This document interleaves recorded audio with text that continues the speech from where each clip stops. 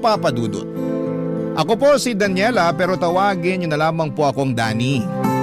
Isa po akong private tutor at tuwing hindi ako nagtatrabaho ay pastime ko na po talagang makinig sa Barangay LS. Sa Facebook kung live at sa YouTube naman para sa mga replay. Tuwing nakikinig ako sa programa ninyo ay para akong nasa ibang dimensyon. Nawawala ang pagod ko lalo na kapag naririnig ko kayo, Papa Dudut. Actually, co-worker ko yung unang nag-introduce sa akin sa programa ninyo. Kasi siya rin dati ang laging nakikinig sa Barangay LS noong teacher pa ako sa isang eskwelahan. Hindi ko rin po pinalampas ang bawat episode ng show ninyo. Noong bata pa ako ay malinaw na sa akin na gusto ko talagang maging isang teacher. Laging akong natutuwa at nakakaramdam ng satisfaction kapag tinutulungan ko ang mga kapatid ko o kaibigan ko sa mga homework nila. Kaya noong nag-college na ako ay kumuha ako ng Bachelor of Science in Education major in English. Naalala ko pa natutol ang mga magulang ko kasi ang sabi nila ay mababa daw ang sahod ng teachers. Lalo na kung nagsisimula pa lamang. Pero pinaglaban ko talaga. At sa uli ay sinuportahan nila ako. Nang nakapagtapos na ako ay sobrang saya ko at sobrang proud ng mga magulang ko. Nung naglakad ako sa stage para tanggapin ang diploma ko. Hindi ko makakalimutan ang araw na yon. Pagkatapos ko makagraduate, naging private tutor muna ako ng ilang taon at minahal ko ang pagiging tutor. Pero umabot na ako sa punto ng buhay ko na gusto ko na makapagturo sa isang classroom setting. Kaya naman nag-apply ako sa isang private school na 15 minutes lang ang layo mula sa bahay namin. Alam nating lahat kung gaano kahirap mag-commute sa Metro Manila. Kaya naisipan ko na mga panahon na yon na doon na lamang muna ako sa private school malapit sa amin mag-apply. Grabe ang saya ko noong natanggap ako. Hindi kalakihan ang sahod sa private school kumpara sa public school pero mas nangibabaw pa rin ang excitement ko na makapagturo. Kasi yun talaga ang passion ko. Alam ko na ito ang tamang landas para sa akin. Ang kasiyahan ko sa pagtuturo at ang impact na maiiwan ko sa mga estudyante. Yun ang pinakamahalaga para sa akin.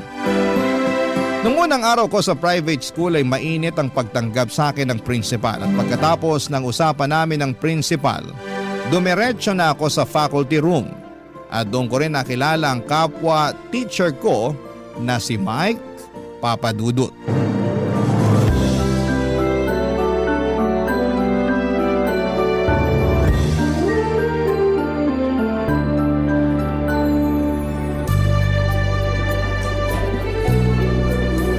Hi, ikaw yung bagong teacher, di ba?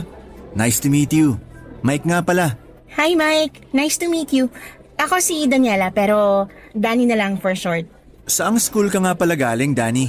Ay, first teaching experience ko to.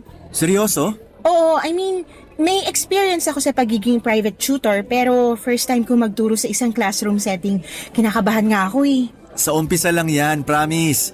Bigyan mo ng 2 to 3 months. Pinapangako ko sa'yo, masasanay at magsasawa ka rin. Naku, hindi naman siguro. Bata pa lang ako, alam ko na talaga na mahal ko yung pagtuturo. At nung naging private tutor ako, never naman akong nabagot o na-burnout. Pero kinailangan ko lang talaga mag-apply para mapakinabangan ko rin naman yung diploma ko, diba? Kung sa bagay, gets ko rin naman point mo. Pero ipapaalala ko lang sa'yo na magkaibang experience ng pagiging tutor at teacher. Dito, marami kang students na kailangang asikasuhin. Kailangan mo talagang isa-isahin yung mga yan. Kung sa bagay, ilang taon ka na ba nagtuturo dito? Siguro magti 3 years na. Wow! Hanga naman ako sa'yo. May advice ka ba para sa katulad ko na baguhan? Mahaba ba yung pasensya mo? Oo naman, bakit? Nako, mas kailangan mo pang habaan yan. Ito naman, para mo naman akong tinatakot eh. Hindi naman. Naninigurado lang na handa ka na sa gera. Sira ka talaga. Pero seryoso, ang gaan mo kausap kahit papano nawala na yung kaba ko. Thank you ah. Ano ka ba? Wala yun. May tatanong sana ako, sana wag mong masamain ha. Bakit dito ka nag-apply? I mean, di hamak na mas malaki yung sahod sa public school. Malapit lang kasi yung bahay namin dito. Aanin ko naman yung malaking sahod kung stress na stress naman ako sa commute, 'di ba? Saka isa pa, hindi pa ako nakakapag-board exam. Matanong nga rin kita, bakit hindi ka pa lumilipat ng public school? Sa totoo lang nakakahiyamang aminin pero hindi pa kasi ako nakapasa ng board. Tapos ganun rin, isang sakayan lang ng MRT yung inuupahan kong apartment. At natutunan ko na rin kung paano i-budget yung sahod ko. So ayan. Hoy, ano ka ba? Walang nakakahiya dyan. Pero alam mo, hanga pa rin ako sa'yo. Mukhang financially responsible ka. Bihira sa tao yan. Eto naman, konting bola mo pa maniniwala na talaga ako sa'yo. Anyway, kung kailangan mo ng advice about sa pagiging teacher mo dito, huwag kang mahiyang lapitan ako, okay? Oo naman. Thank you Nga pala, saan class ka naka-assign? Doon ako na-assign sa senior high. Ako yung magiging advisor nila for this year. Patay. Ano yun? Medyo sakit sa ulo kasi yung mga senior high students. Palibhasa, graduating na, kaya ayan. Yung iba hindi na nakikinig sa klase. Literal na pasaway. Pero I'm sure na kakayanin mo naman yan. Siguro magbibigay na lang ako ng masayang activity sa mga batang yun para maganda ang first impression ko sa kanila. Ako nang bahala, magagawan ko rin ng paraan yan. Mukhang ready ka na nga. Kaya mo yan, Teacher Danny. First day of school, kaya ko to. Positive lang. Huwag ka nang kabahan. I'm sorry kung medyo tinakot kita. Hindi naman kasi yun yung intensyon ko eh. Gusto ko lang talaga na maging handa ka. Pagpasok mo kasi dito sa faculty room, nararamdaman ko na medyo tensyonado ka. Kaya kita nilapitan. At na-appreciate ko yon. Thank you, Mike. Walang anuman. At nga pala, saan ka magla-lunch mamaya? Dito na lang siguro sa faculty room. Sabi ko na nga be, samahan mo na lang ako mamaya para di ka mag-isa dito. Wala kasing kumakain na teacher dito tuwing lunch. Ay, nakakahiya naman. Ano ka ba? Huwag kang mahiya. Sino pa ba magtutulungan dito kundi tayong mga teacher? Basta antayin na lang kita dito mamaya para sabay na tayong lumabas para kumain. Sige na nga. Anyway, mauna na ako sa'yo Kailangan ko na pumunta sa classroom para makilala ko na yung mga students ko. Thank you, Mike. Kita-kits na lang mamaya. Good luck sa first day mo. Sobrang gaan ang unang araw ko sa pagtuturo, Papa Dudut. Talaga namang nagpapasalamat ako na si Mike ang pinakaunang tao na nakasalamuha ko sa faculty room. Siya yung klase ng tao na pakiramdam mo ay parang barkada mo lamang yung kausap mo. Yung kahit na anong gusto mong sabihin ay hindi ka mahihirapan dahil hindi mo mararamdaman na hinuhusgahan ka. Pero noong araw na yon ay parang may napansin ako kay Mike na hindi na siya ganon kasaya sa trabaho niya. Siguro ay dahil nga sa 3 taon na siya rito.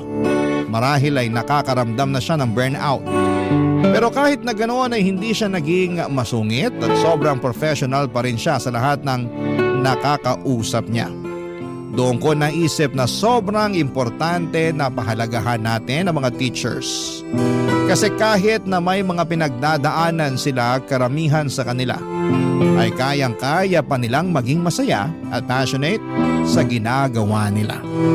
Tungkol naman sa first day ko sa pagtuturo ay tama yung sinabi ni Mike na medyo pilyo yung senior high students.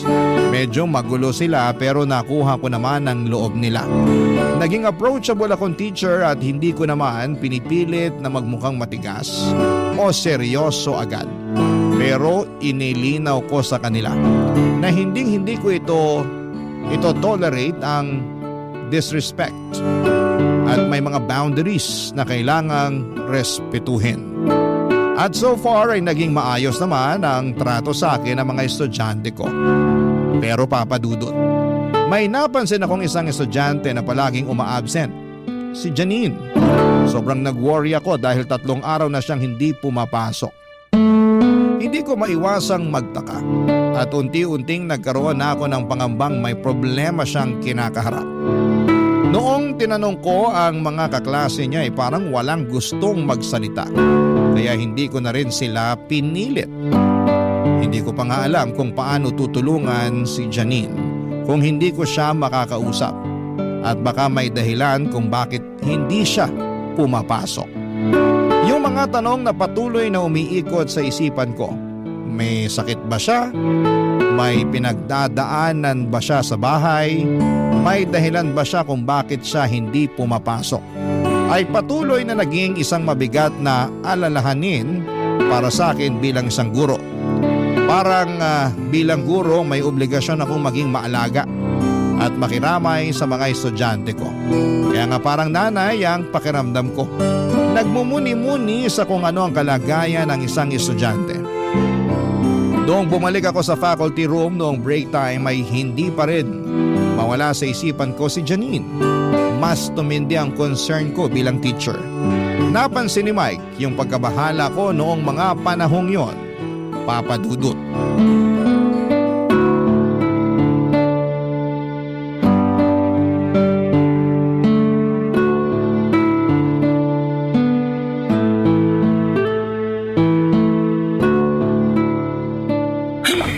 Laban lang.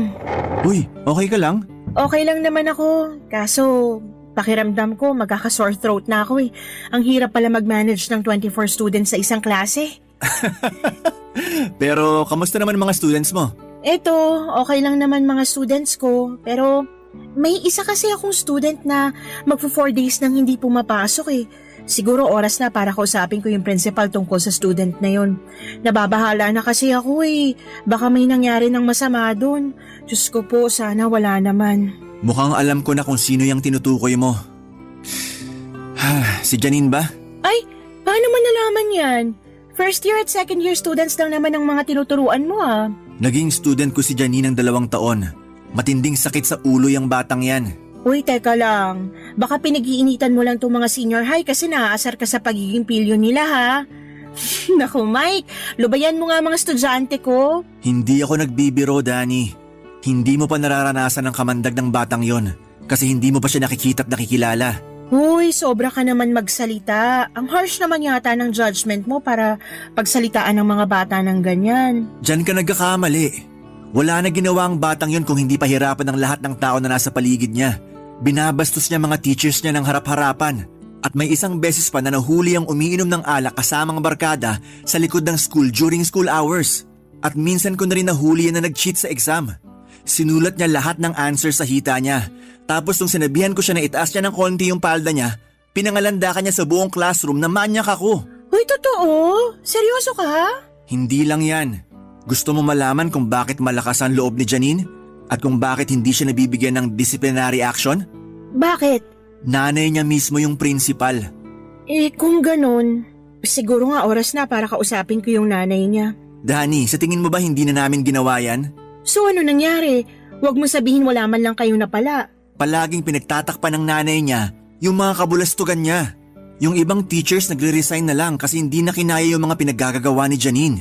Mike, kalukuhan naman yata yan. Tayong nakakatanda dito, dapat tayo nagdidisiplina sa mga batang yan, lalong-lalo na kapag nasa loob ng campus. Madali lang sabihin yan.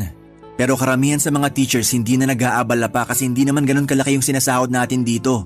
Yung iba lumilipat na lang sa school na mas may magandang offer kaysa mas stress sila sa pangungonsinti ng principal sa anak niya. Hindi ko nga alam kung paano ko natagalan yung batang yun eh. Nagpapasalamat na lang ako nung nawala siya sa klase ko simula nung nag-third year siya. Teka lang, since kailan pa to? Simula nung first year pa lang siya, ganyan na talaga yan. Sandali lang. So sinasabi mo, matagal niya na tong ginagawa pero nakakapasa pa rin siya sa mga subjects niya? Isa yun sa mga dahilan kung bakit nagsisialisa ng mga teachers dito. Dahil pinagbabantaan ng principal ang mga teachers tuwing hindi niya nagugustuhan ang mga ginagawang pagsumbong ng mga teachers sa anak niya. Pinagbantaan ka rin ba niya? Oo. May isang beses na nahuli ko si Janine na gumagamit ng cellphone sa klase ko nung first year high school pa lang siya. Kinumpiska ko yung cellphone niya at sinabi ko sa kanya na makukuha niya cellphone niya pagkatapos ng klase. Tapos ayun, binato niya ako ng bag. Pumunta ako sa principal para i-recommend na isuspend si Janine ng ilang araw. Pero ang sabi ng principal, ayusin ko na lang daw yung trabaho ko kung ayaw ko masisante. Kaya pala parang walang pakialam yung mga kaklase niya kahit ilang araw na siyang absent. Tapos tuwing tinatanong ko sila tungkol kay Janine, hindi sila nagsasalita na parang iniiwasan na lang nila si Janine. 5 babae lang ang nakakatiis sa pag-uugali ni Janine at yun ay ang barkada niya. Pero sa tingin ko mababait naman ng mga batang yun. Si Janine lang naman tong bad influence sa kanila eh. Agree naman ako sa lahat ng sinabi mo at sobrang malitong ginagawa ni Janine na paglabag sa school guidelines at yung ginagawang pangungonsinti ng nanay niya sa lahat ng ginagawa niya. Pero Mike, Kailangan nating bigyan ng benefit of the doubt yung bata. Benefit of the doubt? Bakit naman? Kasi sa tingin ko, may pinagdadaanan yung bata. Obvious naman na hindi siya natutulungan ng nanay niya sa mga pinagdadaanan niya kasi palala ng palala yung behavior niya eh. Danny, kung ako sa'yo, huwag ka nang makialam. May balak na rin akong umalis sa school na to kapag nakapasa na ako ng board exams. At kung ako sa'yo, mag-take ka na rin ng board exam para mas malaya tayong makakapili ng school na applyan. Hindi itong pinagtitiisan natin ng mga pag-uugali nila dahil wala tayong choice. Nagulat po ako sa lahat ng sinabi sa akin ni Mike noong mga panahong yon, Papa Dudut. Sobrang kinilabutan ako sa mga bagay na nangyayari sa school na hindi ko alam noon. At hindi ko inakala na may ganitong mga nangyayari sa paligid ko. Sa totoo lang ay parang ang layo sa normal na buhay estudyante ang mga kwento ni Mike tungkol kay Janine. Kaya't hindi ko maiwasang mag-alala at magtaka. Pero ang pinakamalakas na nangibabaw na nararamdaman ko ay ang lungkot at awa para kay Janine. Sa mga kwento pa lamang ni Mike ay ramdam ko na hindi siya lumaki sa isang ordinaryong pamilya. Parang may mga bigat siyang pinagdadaanan na hindi ko kayang lubos na maintindihan. At nararamdaman ko na hindi niya kayang iparating ang kanyang nararamdaman sa ibang tao. Yung mga hindi magandang ginagawa niya, para bang yon ang tanging paraan niya para maiparating kung gaano siya nasasaktan at kung gaano siya ka-frustrated sa mga nangyayari sa buhay niya. Para bang ang lahat ng ito ay mga signal ng kanyang pasakit na hindi marinig o maintindihan ng iba. Pagkatapos ng isang linggo, Papa Dudut, ay pumasok na rin si Janine sa klase ko. Halata na walang lumalapit o kumakausap sa kanya, maliban na lamang sa 5 kaibigan niya. Nung una ang pagkakataon kong makita si Janine ay parang hindi siya interesado sa lecture ko. At nung nagpa-quiz ako ay hindi siya nagpa-participate at inirapan niya lamang ako. Aaminin ko po na sobrang napikon ako sa batang yon. Sa mga taon na naging private tutor ako ay hindi ko pa kailanman nararanasan yung ganong klase ng ugali mula sa mga tinuturuan ko. Pero bilang guro, kinailangan kong magpakatatag. Kailangan kong isantabi ang emosyon ko para magkaroon ako ng mas malalim na pag-unawa kung saan siya nanggagaling at kung bakit ganon siya. Si Mike naman po noong mga panahong yun ay patuloy akong binabalaan at pinapayuhan na umiwas na lamang sa drama ni Janine at sa ina nitong principal. Dahil mauubos lang daw ang pasensya ko kung papatulan ko pa. Pero hindi ko po maatim na basta-basta na lamang akong babastusin ang sarili ko pang estudyante. Kaya naman nag-isip na po ako ng action plan sa susunod na gagawin ko. Barangay Love Stories. Barangay Love Stories.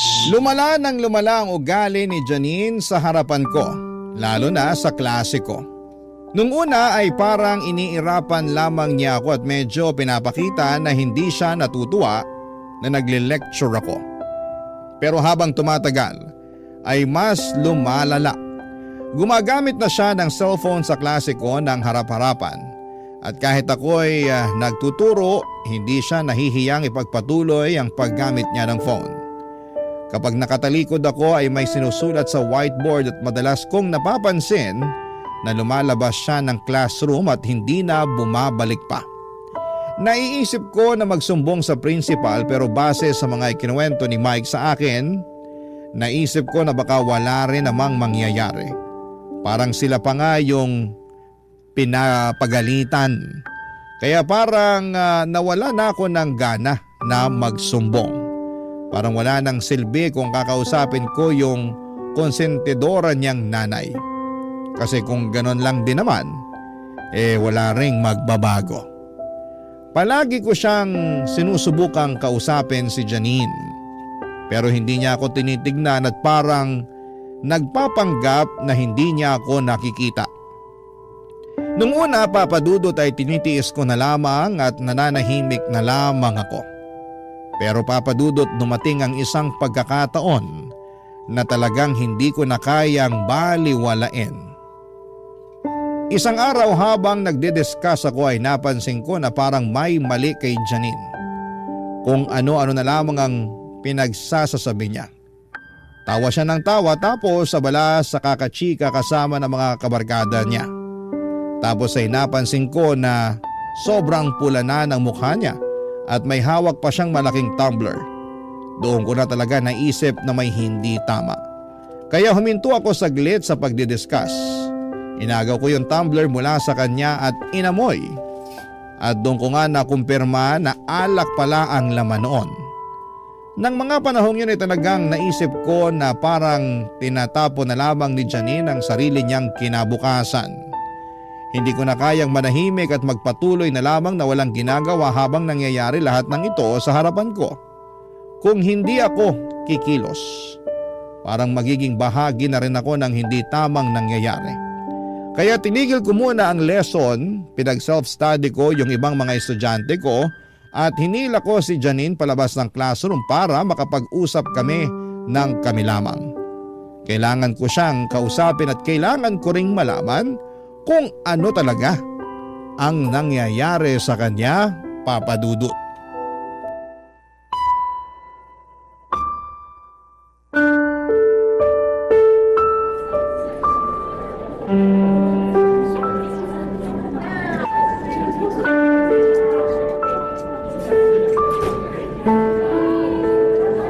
Ano ba? Bitihon mo nga ako.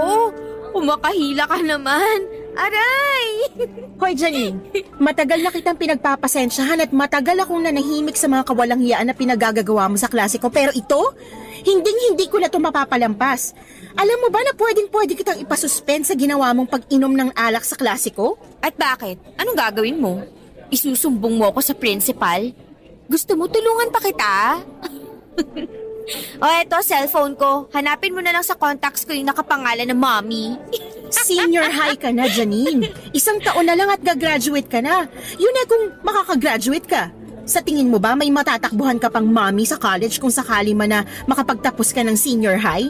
Pinagbabantaan mo ba ako na hindi ako makakapagtapos? Hoy Daniela, subukan mo lang talaga na ibagsak ako sa subject mo at sisiguraduhin ko na makikita mong hinahanap mo. Janine, yung bunganga mo! Amoy alak, I know. Janine, makinig ka sa akin, ha? Kung meron man dito ang gusto na makapagtapos ka, ako yon. Sa tingin mo ba hindi ako naaawa o nasasaktan para sa'yo tuwing naririnig ko yung mga sinasabi ng ibang teachers at students tungkol sa'yo? Ano bang alam mo sa buhay ko, ha? Wala kang alam at wala kang pakialam. Siguro nga, pero isa lang ang alam ko. Hindi valid na reason yung nararamdaman mo para pahirapan at saktan mo yung mga taong nasa paligid mo. Kung gusto mo i-share mo sa akin yung nararamdaman mo, nandito lang ako para pakinggan ka. Pero kung ayaw mo magsalita, irerespeto ko yan. Gusto ko lang na maka-move on ka na sa phase ng buhay mo na to. Gusto ko na magbago ka na once nakatungtong ka na ng college. Pero, Janine, kailangan mo maintindihan na kailangan mong pagtrabahuhan ng maayos yung grades mo para makapasa at makagraduate ka. Sino ba may sabi sa'yo na gusto ko mag-college, ha? Napaka-assuming mo. Nanggigigil ako sa'yo, intrimitida. Kung hindi ka magka-college, anong gagawin mo? Magmumukmok at tutunganga ka na lang sa bahay ninyo? Labas ka na doon, ma. Oops, I'm sorry. Ibig ko sabihin, Teacher Danny. Janine, sabihin mo nga sa akin, aside sa uminom at magbulakbol, ha? Ano ba usually ginagawa mo sa free time mo? Bakit mo naman ay tanong yan? Walang mawawala sa'yo kung sasabihin mo na lang sa akin. Mahilig akong magsulat ng sarili kong stories. Oh, okay. Maganda yan. Anong klaseng stories naman? Horror stories, love stories. Mahilig ako magsulat. Teka, sandali lang. Saan ba papunta tong usapan na to? Aware ka naman siguro na hindi ka nagpa-participate ng maayos sa klase ko, di ba? Binabaliwala mo yung quizzes natin, hindi ka nagsasubmit ng projects, at kadalasan nagkakating classes ka pa. O ano ngayon? Bibigyan kita ng pagkakataon na makabawi sa mga na-miss mong quizzes at projects. Since homeroom at English teacher mo naman ako, bibigyan kita ng 2 weeks para gumawa ka ng 200 pages na novel. Ikaw bahala kung anong klaseng story ang gusto mong isulat at ako na mismo mag-grade ng project mo. Everything from grammar, punctuation marks, sentence construction, at kahit yung flow ng story mo, iche-check ko. Seryoso ka? Bibigyan mo ko ng ganitong klaseng project? Kasasabi ko lang, di ba? Pero bakit? Hindi ko maintindihan. Wala na akong ginawang tama sa klase mo. And ito yung first time na may teacher na nagbigay sa akin ng ganitong klaseng konsiderasyon. Oo, aaminin ko na pipikon ako sa'yo at nauubos ang pasensya ko tuwing tinatarayan mo ko sa klase natin. Pero naniniwala ako na walang bata na pinanganak na masama. At siguro ito na rin ang opportunity na ma-express mo yung tunay mong nararamdaman sa pamamagitan ng pagsusulat. O, di ba? Mararamdaman mo na nga ang satisfaction ng pagsusulat, nakabawi ka pa sa subject ko. Thank you. And I'm sorry kung naging masama ako sa'yo. Alam mo, sa totoo lang, gusto na kita. Cool ka naman pala eh. Pinapatawad na kita. Basta wag ka nang pasaway sa klase ko, ha? Susubukan ko. Janine. Joke lang. Oo, promise. Good girl na ako simula ngayon. Nga pala, kailan mo natuklasan na mahilig ka pala magsulat? Maaga kasi kaming iniwan ng tatay ko. Habang lumalaki ako, yung mommy ko naman halos walang time para sa akin.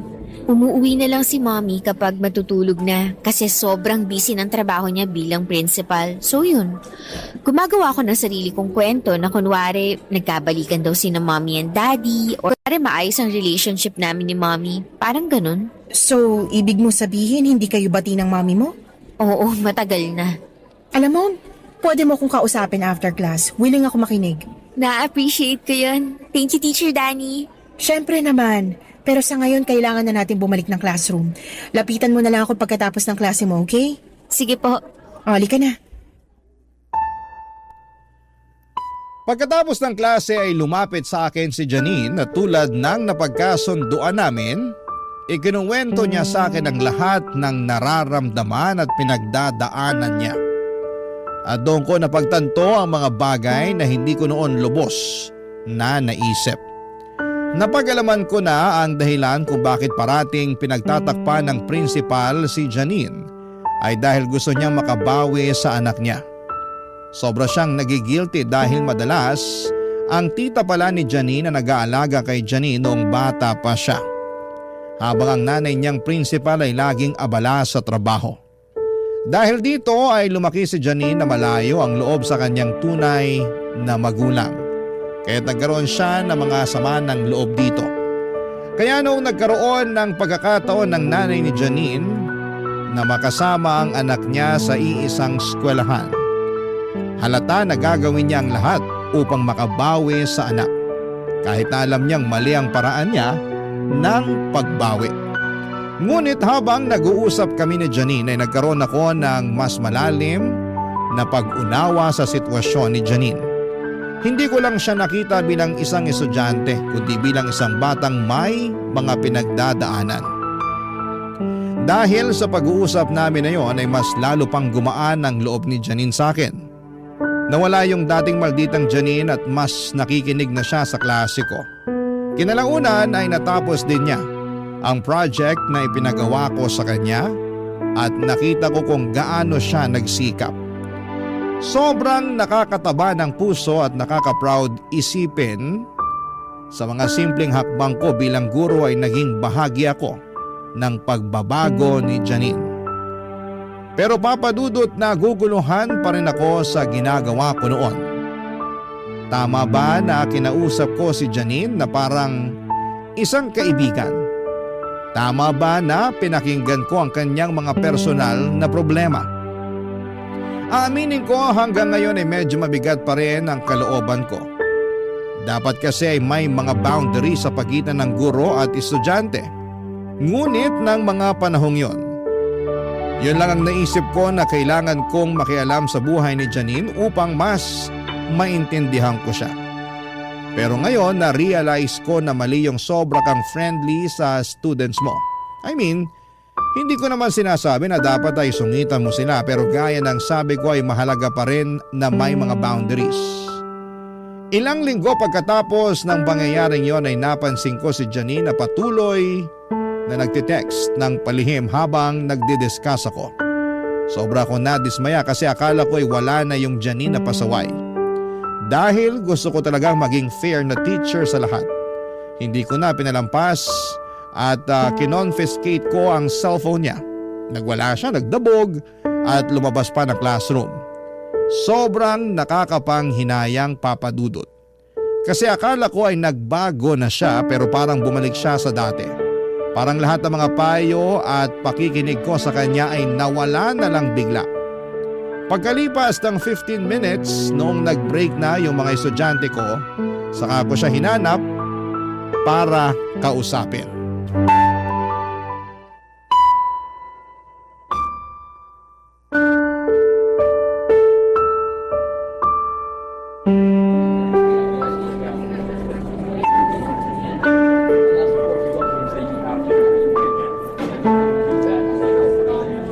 Janine? Janine! Ano? Ba't ka nag-walk out sa klase ko, ha? I will not tolerate this kind of behavior anymore. Daldal ka kasi ng daldal. Nakakarindi. Buisit. Janine, yung bibig mo! Tungkol saan ba to, ha? Tungkol dun sa cellphone mo na kinonfiscate ko in the middle of the class? Napaka-importante ba ng ka-textmate mo ng mga time na yon at hindi na makapaghintay yun hanggang sa matapos yung klase ko, ha? Bakit mo pa ako pinagdidiskitahan? Ano bang problema mo sa akin? Janine, wala akong problema sa'yo. Labag lang talaga sa school guidelines yung ginawa mo. Pero nakita mo naman na palihim ako nagte-text kanina, di ba? Eh di sana hinayaan mo na lang ako. Abala ka. So ano? Dapat pa ba akong magpasalamat sa'yo? Kasi dati nagte-text ka sa klase ko ng harap-harapan pero ngayon patago na? Pambihira. Actually, oo. At pasalamat ka rin na hindi ka pa nasisisante kasi hindi pa kita nasisiraan kay Mommy. Ano na lang kaya ang sasabihin ni Mommy pag nalaman niya na inaapi-api mo ko? Ibang klase? Alam mo, Janine, I am so disappointed. Sa tingin mo ba hindi nadurog yung puso ko nung kinailangan kong i-confiscate yung cellphone mo? Sobra akong nanghihinayang kasi para mo na rin tinapon lahat ng improvement at achievements mo. Eto na nga palang cellphone mo. Sa susunod na makita pa kitang nagte-text sa klase ko, ha? Magpasensyahan tayo. Too bad dahil akala ko iba ka kumpara sa ibang teachers dito. Pero yun pala, pare-pareho lang kayo. So ganun na lang yon? Wala ka na ba talagang pakialam sa consequences ng mga actions mo? Akala ko ba nagbago ka na? Pero look at you now. Wala ka pa rin pinagkaiba sa dati. Ang kapal din ang pagmumukha mo dahil sa ginawa mong pag-confiscate sa phone ko para mo na rin akong pinahiya sa buong klase. Alam mo, dapat hindi mo na ako kinausap nung simula pa lang eh. Anong akala mo sa akin ha? Sirang project na kailangan mong ayusin? Tama ka. Kasi kung alam ko lang na magkakaganito ka, dapat simulat sa pool pa lang hindi na kita kinausap na parang kaibigan. Dapat sinumbong na lang kita sa nanay mo kahit malabo na pakinggan niya kami mga teachers. So anong balak mo ngayon? Isusumbong mo ako? Ganun ba ang gusto mong gawin, ha? Oo, at hindi mo ako mapipigilan. Panahon na para may pumutol dyan sa sungay mo. Nako, Dani, kung ako sa'yo, pag-iisipan ko muna ng mabuti yan. Sige ka, ikaw rin. Ano ibig mo sabihin? Sa tingin mo ba hindi ko napapansin kung paano ka tingnan ni Sir Mike habang kumakain kayo ng lunch nitong mga nakaraang araw? Sa tingin mo ba hindi ko nakikita yung mga pasimple niyang sulyap sa'yo? Ano kaya ang mangyayari sa'yo kapag pinalabas ko kay Mommy na nakikipagrelasyon ka sa kapwa mong teacher? Ganyan ka na ba talaga kamalisyosa, ha? Hindi ako natatakot, Janine. Kasi alam ko na wala akong ginagawang masama at tapat ako sa propesyon ko. Akala mo kung sino ka hindi makabasag pinggan, pero malandi ka rin palang haliparot ka. Hindi ko hahayaan na madumihan ang integridad ko dahil lang sa mga malisyosong akusasyon mo. Talaga lang ah? Oo, totoo. Kumakain kami na magkasabay pero wala kaming ginagawang masama. Sige, kwento mo yan eh. Pero kapag kinuwento ko na kay Mommy ang lahat ng to, sa tingin mo, sinong papanigan at papaniwalaan niya? At kapag kumalat na ang lahat ng to, sa tingin mo, sinong mapapahiya? Wala kang kasing sama, Janine. Ngayon, hindi na ako nagtataka kung bakit umaalis ang mga naging teachers yun noon. Ha? At kung bakit walang nakakatiis dyan sa pag-ugali mo. Anyway, may offer ako para sa'yo. Makinig ka. Hindi ako magsasalita o magsusumbong kung may ipapasok ka sa bibig ko para manahimik ako. Diretsuhin mo na ako. Kulang yung binibigay sa akin ni Mommy na allowance. Usually sakto lang para sa lunch ko. Kulang na kulang para sa gimmick ko this weekend. Kailangan to ng at least 3,000 pesos. Nagpapatawa ka ba? Mukha ba ako nagpapatawa, Daniela? Ang bata-bata mo pa pero blackmailer at extortionist ka na. Naghihintay ako ng sagot mo, so ano na? Gusto mo ng sagot? Pues hindi. Yan ang sagot ko. Wala akong ibibigay na pera sa'yo. Sure ka na ba dyan? Danny, wag mo nang pahirapan ang sarili mo. Alam mo na mas magiging magaan ang lahat para sa'yo kung susunod ka na lang sa gusto ko. Hindi ko kailanman gagawin ang gusto mo mangyari, Janine. Hindi ko ipagpapalit ang dignidad at propesyon ko dahil lang sa mga pananakot mo. Kung sa ganon, maghanda ka na. Rest in peace na lang sa career mo. Pagkatapos po ng sagutan namin na yon ay nagpunta na muna ako sa clinic ng school kasi sobrang emotional stress na talaga ako sa mga nararamdaman ko. Hindi ko akalain na ang batang akala ko'y may pag-asa na ay siya pa pala ang tutuklaw sa akin. Hindi ko rin po maintindihan kung paano ako pinagbantaan ng isang 18-year-old. Pero totoo pong nangyari yon. Lilinawin ko lang po, Papa Dudut, na wala po kaming ginagawang masama ni Mike. Pero hindi ko akalain na ang simpleng pagsabay naming kumain sa labas ay malalagyan ng mali siya. Aaminin ko po na nag-alala ako ng sobra kasi paminsan-minsan ay parang nagpapakita si Mike ng interes sa akin. Pero hindi ko po binigyan ng pansin yon dahil gusto ko lamang talagang gampanan ang tungkulin ko bilang isang guro. At tuwing kumakain kami ni Mike ay normal lang naman kami na nag-uusap. Tulad ng dalawang magkaibigan na nagsishare ng mga kwento tungkol sa araw nila o kung ano man ang mga nangyayari sa trabaho. Kaya naman sobra po akong nabigla at nalungkot sa mga pagbibintang sa akin ni Janine. Sa mga sinabi ni Janine ay parang matagal na niya kaming pinagmamasdan ni Mike na may halong mali siya.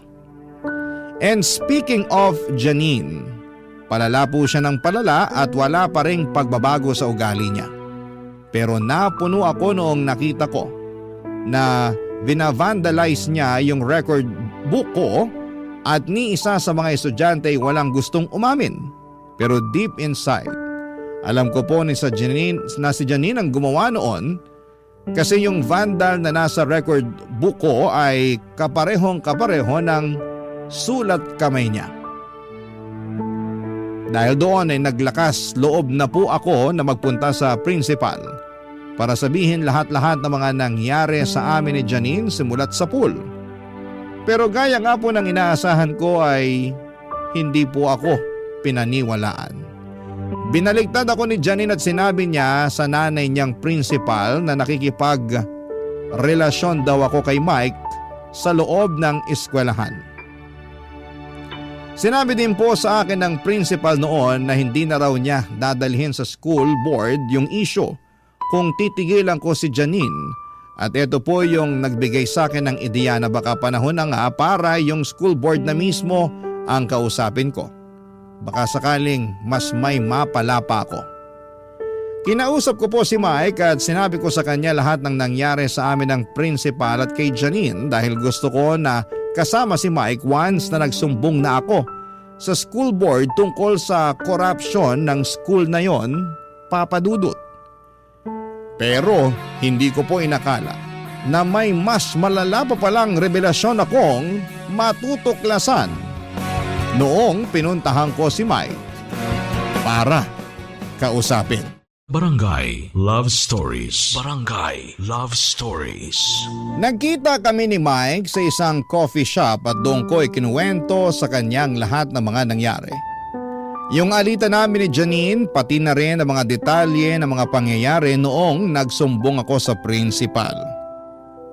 Sabi ko sa kanya, nararamdaman kong parang wala na akong ibang makakapitan o masasandalan sa eskwelahan. Kaya't naisip ko na magtulungan kami para maayos ang sitwasyon. Hindi ako nahirapan na kumbinsihin si Mike na suportahan ako at samahan sa pagsusumbong sa school board dahil alam ko na pareho kaming apektado sa lahat ng mga ito. Pareho rin kami ni Mike na nagbabalak na mag-resign ng mga panahong yon. Pareho kami ng nararamdaman mga teachers na napapagod na sa mga hindi makatarungang pangyayari at parang wala na kaming makitang ibang solusyon kundi ang mag-apply na lamang sa public school. Siguro'y napagod na rin kami sa kawalan ng hustisya sa school na yon. wala na kaming ganang magpatuloy pa sa ganitong sitwasyon. Kaya't pareho kami na nag-decide na kailangan na naming maghanap ng bagong direksyon sa aming karera. Napansin ko rin na sa lahat ng mga kwento ko ay hindi lang nakikinig si Mike, kundi talagang nagmamasid siya. Iniintindi niya ang bawat detalye. Doon ko naramdaman na hindi lang siya isang kaibigan o kasamahan sa trabaho, kundi isang tao na may malasakit sa mga nangyayari sa buhay ko. Isa sa mga hindi ko makakalimutan ay yung reaksyon ni Mike nang sinabi ko sa kanya yung nagbabanta sa akin si Janine at yung plano niyang palabasin na may relasyon kami ni Mike. Nang sinabi ko sa kanya ay mukha siyang nagulat at labis na nag-alala para sa akin. Tapos sabay sinabi ni Mike sa akin na may natatanggap din siyang mga kakaibang mensahe sa Facebook. Mga mensahe tulad ng magsama kayo ng kabit mo at lubayan mo yan kung ayaw mong may masamang mangyari sa iyo. Kinilabutan ako, Papa Dudut, kasi parang may koneksyon yung mga messages na yon sa akin. Yung tono ng mga mensahe kay Mike ay parang tugma sa tono ni Janine noong sinabi niyang may relasyon daw kami ni Mike. Hindi naman kami taga-NBI kaya hindi namin alam kung sino talaga ang nagpapadala ng mga mensaheng yon. At kitang-kita namang poster account yung ginagamit. Pero nang magpatuloy ang usapan namin ni Mike ay nagsimula na kaming mag-backtrack at mag-brainstorming, Papa Dudut.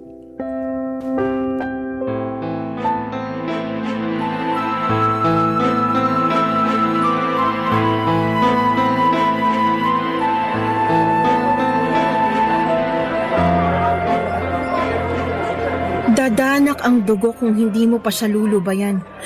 Mike! Literal na death threat na yan, oh! Ba't hindi mo man lang naisipang i-block yan? Nawala sa isip ko to noong mga panahon na yon kasi akala ko troll lang na walang magawa. At isa pa, pwedeng-pwede ko kasuhan ng grave threat to kung sakasakali. Kaya hindi ko na binlock para marami akong ebidensya laban sa kanya. Ayaw ko sana manghusga pero... Pero... Familiar sa akin yung tono ng mga messages na yan. Anong ibig mong sabihin? Nagkaroon kami ng alitan ni Janine kanina. Galit na galit siya habang sinasabihan niya akong malande dahil palagi ka raw nakatingin sa akin. Wala namang masama doon ah. Wala naman tayong ginagawang kabulastugan. Lalong-lalo na sa loob ng school campus. Exactly! Sandali lang. May phone number ka ba ng mga students mo? May one time na kinailangan kong hingin yung phone number nilang lahat dahil dun sa field trip. Wait lang, check ko muna kung nasa GC pa. Okay, ito yon. Hanapin mo number ni Janine. Ha? Bakit? Basta, tapos copy mo. Okay, ito na. Tapos? I-paste mo sa search bar ng Facebook. Okay, gets ko na. My goodness, tama nga yung hinala ko. Connected yung number ni Janine sa account na nagpapadala ng threat sa akin. Mike, may contact details ka ba ng school board? Kailangan na natin makipag-meeting sa kanila as soon as possible. Hoy Mike, nakikinig ka ba? Kaya pala. Ano ibig mo sabihin? Kaya pala parang palagi nagpapakyut sa akin si Janine. May obsession issues na talaga yung babaeng yan. Oh no. Bakit? Kaya pala ganun na lang yung galit niya sa akin nung kinonfiscate ko yung phone niya. Natatandaan mo pa ba kung kailan mo kinuha yung phone niya? Hindi ko na matandaan yung exact time pero sigurado ako bandang 4 p.m. yun. Tingnan ko. Sent 4:13 p.m. Ikaw yung chinachat niya nung time na kinonfiscate ko yung phone niya. Long-term obsession, hatred, grudges. Mike, I think professional help ang kailangan ni Janine. Pero kailangan pa rin natin siya panagutin sa lahat ng ginawa niya. Ang dami nag-suffer dahil sa kanya at ng nanay niya. I agree. Hindi sapat na rason yung mental illness para gawin mong impyerno ang buhay ng isang tao. So ano na gagawin natin ngayon?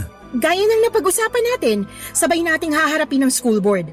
Gustong-gusto ko na talaga mawala yung mag-inang yan sa school na yun bago ako mag-resign eh. Dani, alam kong hindi na normal ang pag-iisip ni Janine pero may sinabi pa rin siyang tama. Ha? Ano naman yun? Na may feelings ako para sa'yo. Huwag ka nga nagbibiro ng ganyan. Seryoso ako. Ang totoo niyan, all this time pinipilit ko lang talaga na itago tong nararamdaman ko para sa'yo kasi nagsisimula ka pa lang nun sa career mo bilang isang teacher at ayokong hadlangan yon. Actually, nung first day mo as a teacher, nagbabalak na nga akong mag-resign nun pero napagdesisyonan ko na gusto pa pala kitang makilala kaya pinili kong magstay. Hindi ko na alam kung kikiligin o kikilabutan ako sa confession mo na yan. Tugma kasi sa mga akusasyon ni Janine laban sa atin eh. Si Janine naman ang may problema hindi tayo. Wala akong ibang ginawa sa iyo sa school na yon kung hindi ang tabihan ka tuwing lunch at tingnan ka from time to time at walang masama doon. Bahala na si Bat. Ano yon? Sige na nga, magsisinungaling ako kung sasabihin kong hindi kita type at hindi magaan ang loob ko sa tuwing nakakasama at nakikita kita. So, paano kung ligawan kita? Papayag ka ba? Okay lang ba sa'yo? Oo na, pumapayag na ako. Yes! Hoy, pero yung mission natin, wag mong kalimutan ha. Yung number ng board, dali. Oo naman. Ako bahala sa'yo, mahal. Ano sinabi mo? Ay, sabi ko mahal ang kape dito. Pero huwag ka mag-alala. Kasi ako na bahala sa'yo. Sagot ko na. Hay nako Papa Dudut, magsisinungaling po ako kung sinabi kong wala akong nararamdaman para kay Mike. Pero pareho naming alam ni Mike na wala kaming ginawang masama. Kung may pinagsisisihan man ako, siguro yon ay yung mga pagkakataong nawalan ako ng focus sa mga boundaries ko bilang guro. At ginawa ko yon para lamang ma-accommodate ang nararamdaman ni Janine. Na-realize ko na napakahalaga na tinitingala ka ng mga estudyante mo, na may respeto at honor sila para sa iyo, hindi lang bilang isang guro kundi bilang isang profesional. Yung moment na yon na hindi ko pinanatili ang boundaries ko ay napansin ko na naging sanhi siya ng mga hindi inaasahang epekto, kaya natutunan ko na talaga kung gaano kahalaga ang maging consistent at matibay sa prinsipyo bilang isang guro.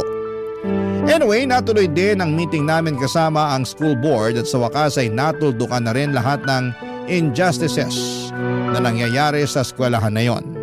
Napatunayan namin ni Mike na matagal nang naghahasik ng lagim ang mag-ina sa eskwelahan at nakumbinsi namin ang board sa katotohanan ng aming mga testimonya. Talaga namang nagpapasalamat kami sa lahat ng mga naging partisipante sa board kasi sa kabila ng mga kalituhan at problema, napagtagumpayan din namin na ipaglaban ang tama at makuha ang hustisya. Masaya kami ni Mike na naayos na rin ang mga bagay at sa wakas ay natuldukan na ang mga maling nangyari. Pagkatapos ng hearing namin sa school board ay narinig namin ni Mike na nagtatalo si Janine at ang nanay niya sa likod ng campus. Ang narinig namin ay sinisisi ng nanay ni Janine ang sarili niya dahil sa mga pinairal niyang pangungonsinti sa anak niya. Tapos si Janine hindi pinalampas at sinabihan niyang wala daw kwenta lahat ng ginawa ng nanay niya. Papa Dudut, pareho kaming nagulat at nalungkot ni Mike kasi kahit sila na lang dalawa ay hindi pa rin nila maayos ang relasyon nila. Sa totoo lang ay pwede naming kasuhan si Janine ng grave threat kasi 18 years old na siya at pasok na sa kasong yon mula sa mga mensahe na sinend niya kay Mike noon. Pero dahil tapos na ang appeal namin sa school board, nag-decide na lamang kami ni Mike na mag-move on na. Parang naisip na lang namin na siguro'y mas mabuti na hindi na kami magdagdag ng kahit na anong legal na kaso o komplikasyon na makadadagdag pa sa stress at sama ng loob. Gusto na lang namin na magpatuloy ng maayos na buhay, malayo sa lahat ng mga nangyari at mag-focus sa mga mas magagandang bagay na posibleng naghihintay para sa amin. Pareho kami ni Mike na nag-submit ng immediate resignation, Papa Dudut. At 4 days later ay bumalik ako sa school para kunin yung mga naiwan ko pang gamit sa faculty room. At pagkalabas ko ng faculty room ay sa hindi inaasahan na pagkakataon ay nag-cruise ang landas namin ni Janine, Papa Dudut.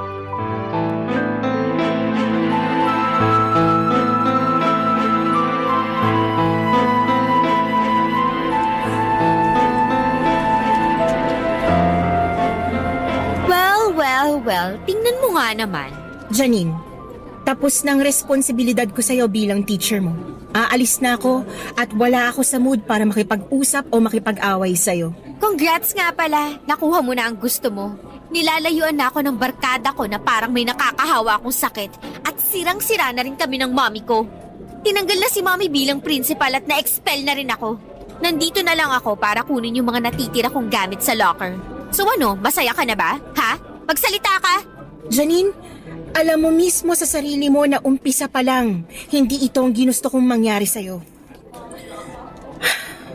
Hindi ako nagkulang sa'yo bilang teacher mo. Plastic ka, sinira mong buhay ko. Tigilan mo ako. Kung naghahanap ka ng taong sisisihin, humarap ka sa salamin. Kung nilayuan mo na lang sana si Mike, hindi na sana umabot sa ganito ang lahat ng to. Sobrang petty mo naman, Janine. For your information lang ha, kinasusuklaman ka ng lalaking kinababaliwan mo. Pagkatapos mo ba naman siyang tagtarin ng death threats gamit ang isang fake account? And for what? Dahil sa walang kwenta mong insecurity sa akin at yung mga akusasyon at spekulasyon mo na wala namang basihan. Akusasyon? Walang basihan? Paano mo nasasabi yan? Eh kayo na nga, di ba?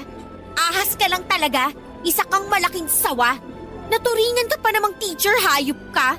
Ayan! Yan mismo ang dahilan kung bakit walang nagkakagusto sa'yo. Masyado kang brat kung umasta. Akala mo sa'yo umiikot ang mundo? Pag galit ka, kailangan pati buong mundo galit din. Pag hindi mo nakukuha ang gusto mo, nagiging demonita ka. Magbago ka na. Maayos ang buhay ko noon. Pero nasira ang lahat ng yun nung dumating ka. Alam mo, sa totoo lang, nagustuhan naman kita as teacher ko nung una eh. Pero habang tumatagal, mas lalo lang nadadagdagan ang galit ko sa'yo kasi napapansin ko na dikit ng dikit sa'yo si Mike. Janine, hindi na to normal. Teacher mo mismo ang kinababaliwan mo at isa pa, ilang beses ko bang uulit-ulitin sa'yo na wala kaming ginawang masama ni Mike. And again, nag-resign na kami sa school na to nung sinagot ko siya. So meaning, wala akong nilalabag na rules.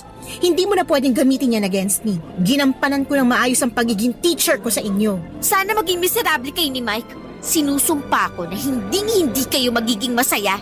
Sana mamatay na kayo at sana mauna ka. Janine, bibigyan kita ng advice as your former teacher and I hope you take this seriously. Go seek professional help. Itong lahat ng pinapakita at ginagawa mo, hindi na to normal. Palagi ka nalang galit, palagi kang may sama ng loob. Hindi ka na nga makapag-focus sa sarili mong buhay kasi puro inggit at inis na lang ang pinapairal mo. Hindi ko kailangan ng advice mo. Walang kwenta sa akin yan. Ikaw ang may kasalanan ng lahat ng to. Dahil sa'yo, nawala ang lahat sa akin. Ayusin mo na yung buhay mo. Ito na yung sign para makapagsimula ka ng panibago. I know na hindi naging maganda yung kinalakihan mong pamilya at environment pero hindi mo kailangan magpa-apekto doon. 18 ka na. You're old enough para gumawa ng mga desisyon na makakabuti sa'yo. Actually, wala naman akong problema dito eh. Nagsimula ang lahat ng to nung nireport mo si mommy sa school board. Dahil hindi na tama yung mga ginagawa niya at yung mga pangungunsinti niya sa'yo.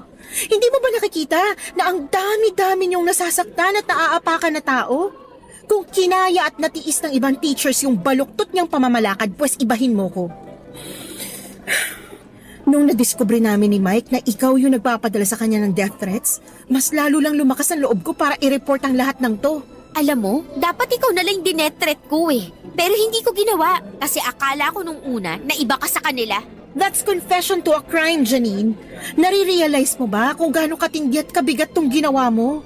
Kung sa ibang tao mo to ginawa, malamang pinakulong ka na. Mabuti na lang at naawa pa kami ni Mike sa'yo. So anong gusto mong sabihin ko? Thank you? Pagpapasalamat lang ako sa'yo pag nahawakan mo na ang magkabilang dulo ng rainbow. Manigas ka! Ang gusto ko, makita ko man lang na may konting bahid ng pagsisisi dyan sa mukha mo. Pero wala eh. Umaasa ka sa wala. Kung may pinagsisisihan man ako, yun na yung nagtiwala ako sa'yo. At kung may pinagsisisihan man ako, yun ay yung umasa ako na magbabago ka pa. Binigyan kita ng benefit of the doubt, pero hindi ibig sabihin na kukonsinti ko na lahat ng mga maling ginagawa mo. Kung wala ni isa sa mga teacher mo dati ang naglakas loob na putulin yung sungay mo, pues ibahin mo ko. At least, sa ginawa kong pagsumbong sa board, parang naputol ko na rin yung kalahati ng sungay mo. Sabi ko na nga ba eh, I bet tuwang-tuwa ka nung in-announce ng board na masisibak na kami ni mommy dito sa school. Ang lungkot-lungkot mo naman. Alam mo kung ano yung totoong nakakalungkot? Yung tinutulak mong palayo, yung nag-iisang tao na handa at willing ka sanang tulungan. Goodbye, Janine. Sana magbago ka na. Yun na po ang huling beses na nakita at nakausap ko si Janine at mula noon ay bumalik ako sa pagiging private tutor. At si Mike naman ay nagtrabaho bilang supervisor sa isang call center. Mabuti na lamang po at meron pa akong contact sa mga magulang at estudyante ko noon kaya't hindi ako nahirapan na makabalik sa pagiging tutor. Habang nagtatrabaho as private tutor ay nagtake po ako ng LET o board exam para sa mga teachers. Kahit po hindi ako nag-enroll sa review center at nag-self-study lamang ako ay laking tuwa ko nang pumasa ako sa aking unang attempt. Ngunit sa kasamaang palad ay hindi po nakapasa si Mike. Pero dinamayan ko pa rin siya sa kabila ng kabiguan. Bago ko po makalimutan ay hindi po pala tumigil si Mike sa panliligaw sa akin. Matapos ang isang taon, noong sa tingin ko ay pareho na kaming magkakilala, ay sinagot ko na nga po siya. Naging magaan ang lahat tuwing nakakasama ko siya, Papa Dudut. Hindi siya nagbago at yun po siguro ang dahilan kung bakit lalo ko siyang minahal. Isang taon matapos ko pong makapasa sa board exam ay nag-decide si Mike na mag-take ulit ng board exam at sa kabutihang palad, siya po ay nakapasa na rin sa wakas. Noong lumabas ang resulta ng board exam ni Mike noong December ay sobrang saya namin. Ngayon po kami ni Mike ay nagbabalak na mag-apply bilang mga teachers sa ibang bansa. Ang plano po namin ay mag-ipon habang nagtatrabaho kami doon hanggang sa makabalik kami sa Pilipinas upang dito magretiro. At kapag naging teacher na po ako sa ibang bansa ay malaki po ang tiwala ko sa sarili ko na mas magiging handa na akong gampanan ang mga responsibilidad ko bilang isang guro.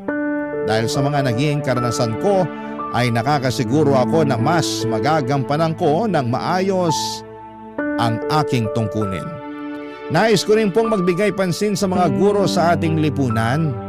Maraming tao ang hindi nakakaalam na ang mga guro ay may mga pinagdadaanan din at may mga pagkakataon na sila ay biktima rin ng bullying at paghihirap. Kaya po napakahalaga na maglaan tayo ng oras upang alamin ang kalagayan ng mga guro natin. Dahil sila po ay may malaking papel sa pagpapalaki at paghubog ng ating mga kabataan. Oo nga pala, Papa Dudo, tungkol naman kay Janine ay hindi ko na po siya nakita ever since. Pero may isang pagkakataon po na sinearch ko po siya sa Facebook dahil na curious ako sa kalagayan niya at doon ko po nalaman na hindi siya nakapagtapos ng pag-aaral at may anak na siya.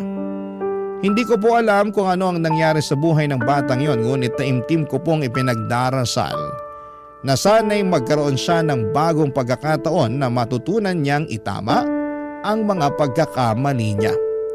Papa Dudut, maraming salamat po sa inyong oras at sa pagkakataong may bahagi ko sa inyo ang aking kwento. Makakaasa po kayo na araw-araw pa rin po akong makikinig at manonood sa inyong show. Ang inyong forever kapuso at kabarangay, Danny. Dear Papa Dudut, ang pagiging makulit at matigas na ulo ng isang tao ay nagsisimula sa kanyang kabataan. Habang nagkakaedad, ang tao ay nababawasan ng kakulitan at katigasan ng kanyang ulo dahil nagmamature siya. Minsan ay meron ding hindi nababawasan kahit na matanda na. At kapag tumungtong na ang tao sa mga edad na papalapit na sila sa kanilang retirement, ay bumabalik ang pagiging makulit nila, pati na rin ang katigasan ng kanilang ulo. Madalas natin yon maengkwentro sa mga lolo at lola natin o di kaya sa ating mga nanay at tatay at naranasan ko rin yon sa sarili kong ina. Bago ko ipagpatuloy ang pagkukwento ay gusto ko munang bumati ng magandang tanghali mga kabarangay na katulad ko'y palaging nakikinig sa Barangay Love Stories. Tawagin niyo na lamang po ako sa pangalang Lexer. 30 years old, taga Cubao at nagtatrabaho bilang internal auditor sa isang private company sa Pasig.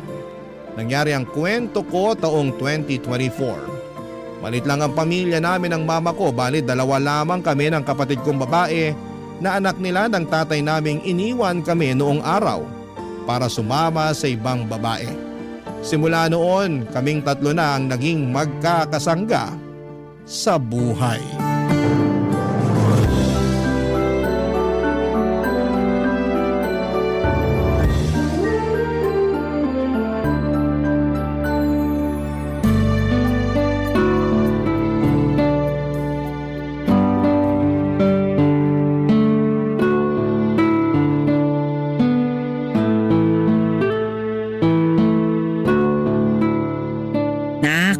Bagay ba sa akin tong kulay ng damit na to?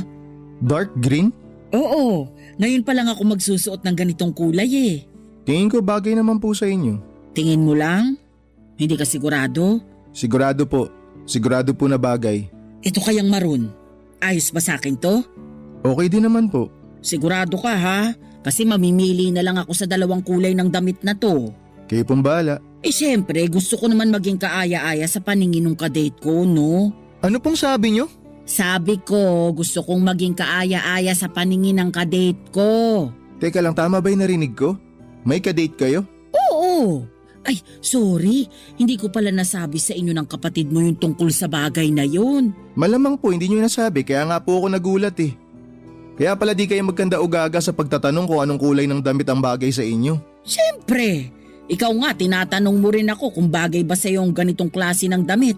Lalo na kung may mahalaga kang okasyon na pupuntahan. Kaya ako rin. Gusto ko rin maging presentable sa makakadate ko. Sino naman po yung kadate nyo? Hindi ko pa kilala eh. Ano? May ikipag-date kayo sa hindi nyo pa kilala? Oo, blind date yata ang tawag dun. Basta, hindi ko siya kilala. Pero kilala naman siya ng mga tita mo.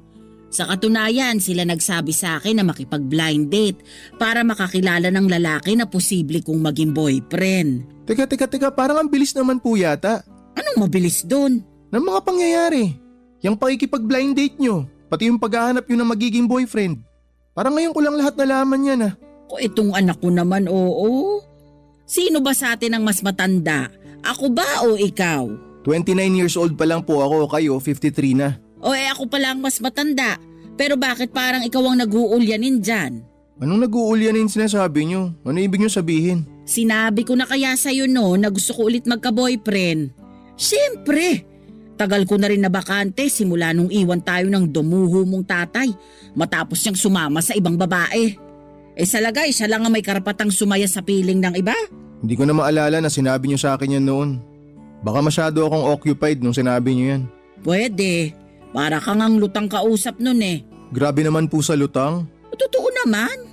Ay, sige na nga po pero mag-iingat kayo ah. Saan? Doon sa blind date? Opo. Oo naman. Saka huwag ka mag-alala kasi kasama ko naman ang tita mo doon.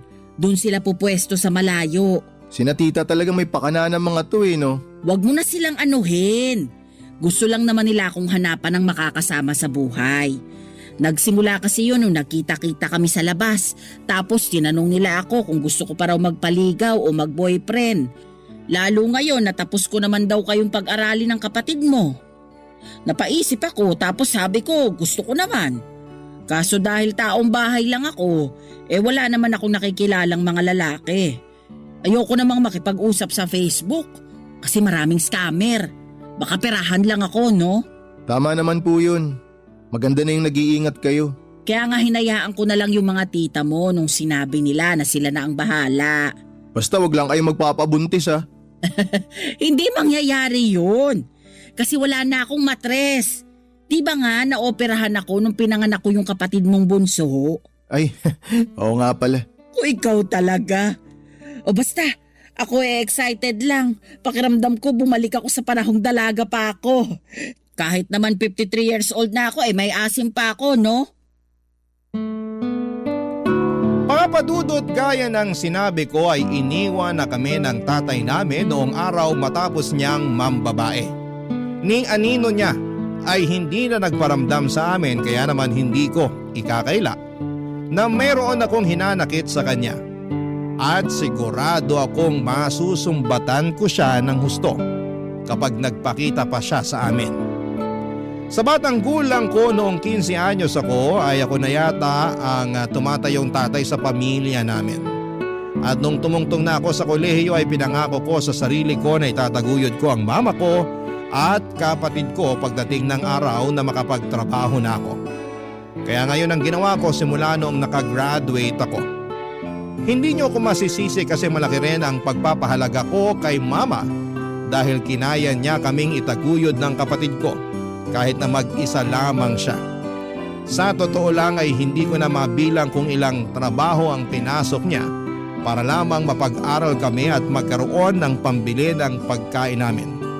Idagdag niyo pa yung bayarin niya sa bills at bahay na nirerenta namin noong araw.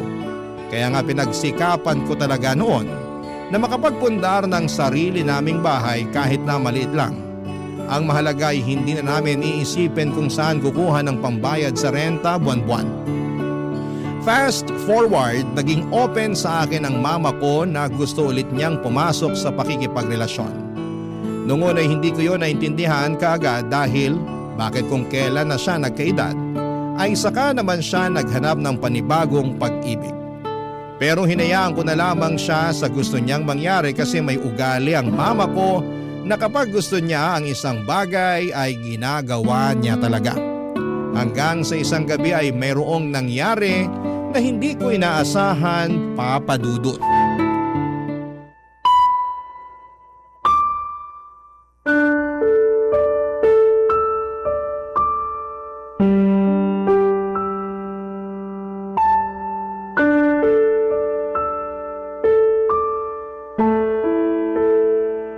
Siraulong yun.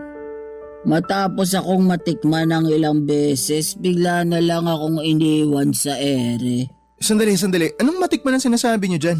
Ito namang anak ko. Alam mo na yon. Man naman, bakit nagpagalaw kayo sa lalaking yun? Kayo na ba?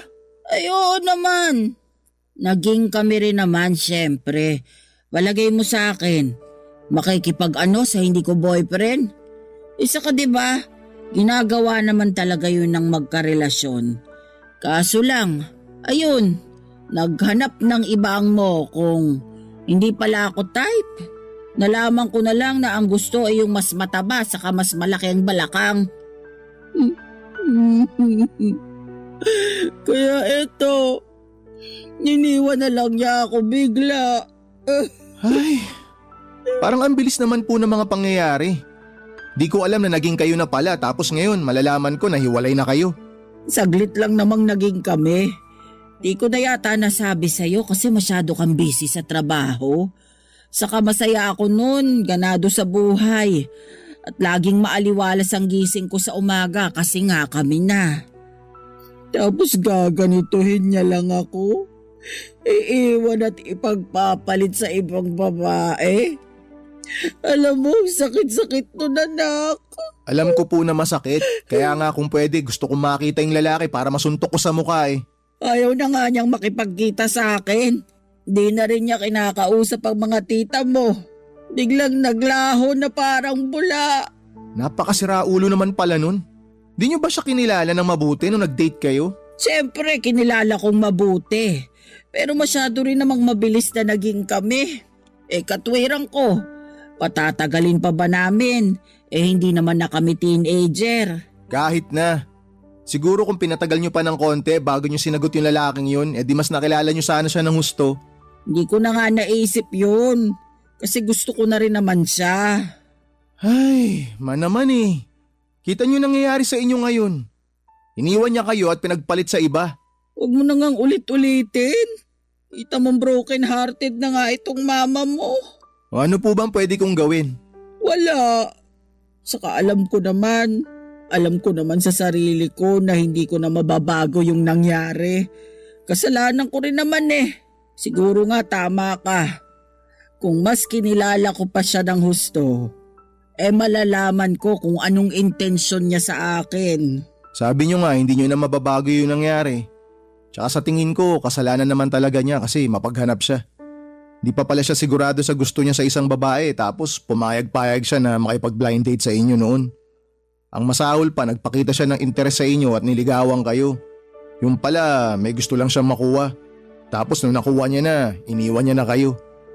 May picture ba kayo ng lalaking yun? Ha? Meron, bakit? Patingin nga ako. Bakit? Tatandaan ko lang yung muka para kapag nakasalubong ko siya sa labas, papangahan ko talaga para magtanda. Ano ka ba naman? Mapapaaway ka pa sa gagawin mong yan eh.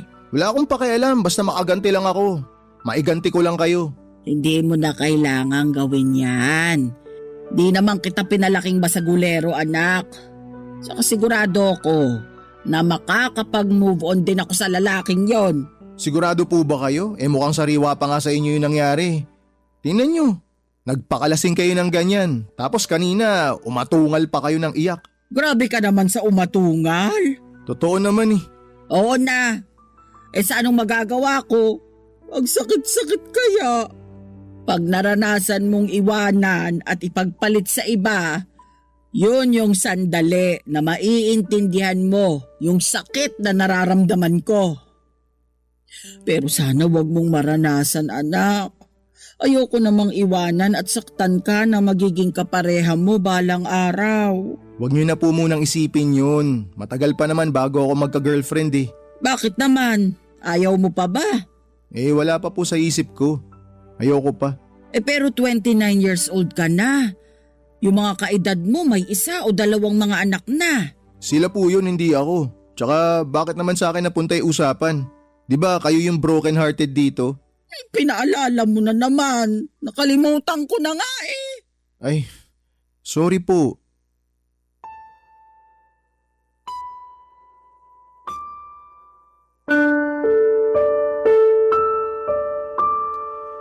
Sa totoo lang ay parang bumalik sa akin yung alaala noong minsang naabutan kong lasing at umiiyak ang bunso kong kapatid sa kanyang kwarto noong araw. Kahit kasi anong gawin niyang pigil sa pag-iyak niya ay naririnig ko pa rin lalo at magkatabi lang naman ang mga kwarto namin. Dahil sa pag-worry ay kaagad ko na nga siyang kinatok at nalaman ko na nga ang dahilan kung bakit siya nagmumukmok. Katulad ni mama ay broken-hearted din ang kapatid kong babae noon sa katrabaho niya na pinaasa lamang siya. Sa tingin ko kahit na magkalayo ang edad ni mama at ng bunso kong kapatid ay iisa lang ang nararamdaman ko noong makita ko silang umiiyak. At yon ay walang iba kundi ang kalungkutan, galit at pagkainis sa mga lalaking nanakit sa 2 babaeng pinoprotektahan ko ng husto na huwag masaktan. Pero alam ko naman sa sarili ko na kasama talaga sa pagmamahal ang masaktan ka. Kaya nga inalo ko na lamang si mama ng gabing yon at pinaramdam sa kanya na hindi siya nag-iisa, Papa Dudut. Barangay Love Stories. Barangay Love Stories. Papa Dudut, hindi ko na masyadong matandaan kung umiiyak ba si mama noong iniwan kami ni Papa noong araw na yon. Siguro oo, pero madalas ay patago para hindi namin makita ng kapatid ko. At ang natatandaan ko na lamang kasi ay yung masipag at porsigidong ina na lahat ay kinakaya para lamang maitaguyod kaming mga anak niya. Kaya nga ang sakit-sakit pala at nakakadurog ng puso na makitang umiiyak si mama ng dahil sa lalaki na yon. Lumipas ang 2 linggo at napansin ko na hindi na nagmumukmok ang mama ko. Naisip ko na baka naka-move on na siya. At mabuti yon dahil para sa akin ay walang saysay ang sayangin niya. Ang kanyang luha sa lalaking saglit niya lamang nakilala. Kaya nga masayang masaya ako nang unti-unting bumalik ang dating sigla at gana ni mama sa buhay, ngunit makaraan lamang ang ilang araw ay meron akong nalaman na siya palang totoong rason kung bakit masaya na naman siya. Papa Dudut.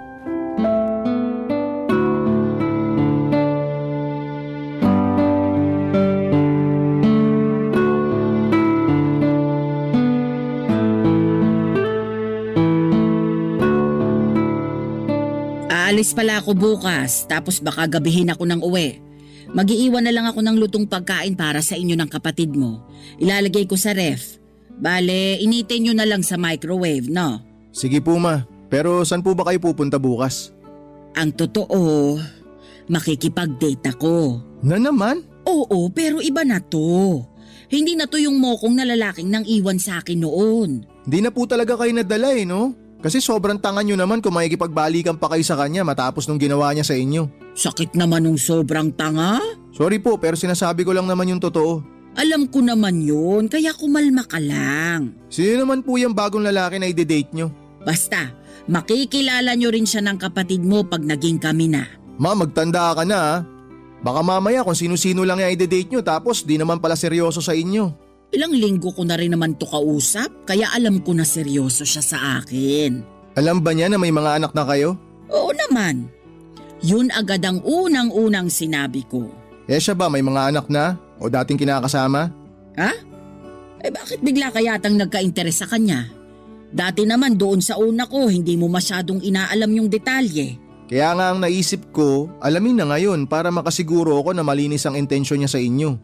Ayoko na maulit yung nangyari sa inyo dati. Saka na, kasi hindi pa naman nagiging kami. Ayoko namang magbigay ng maraming detalye.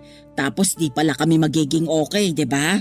Man naman ayan na naman kayo. Alam ko namang ginagawa ko, anak. Matanda na ako, no? Alam ko naman po yun, pero nag-aalala lang ako sa inyo, sa kapakanan nyo. Naiintindihan ko, pero natuto na ako dun sa karanasan ko sa ex ko.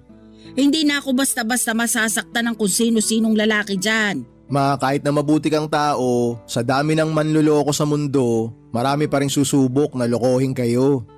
Tsaka hindi lang po yun sa pakikipagrelasyon. Normal na sa buhay yun.